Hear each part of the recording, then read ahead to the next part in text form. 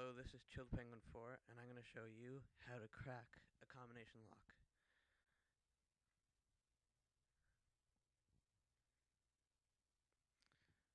First thing you're going to need is your combination lock. Next is a pop can, and another thing you need to use is scissors. What you need to do is cut a funnel shape or an M-shaped tool from the pop can, like so.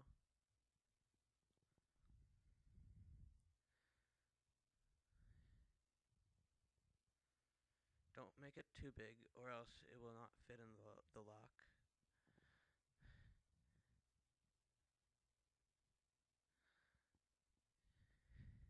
And after you did this, fold the sides so it's soft on the fingers so it doesn't cut yourself, and place it around the left side of the lock.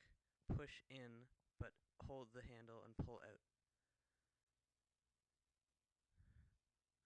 I'll show again using the funnel.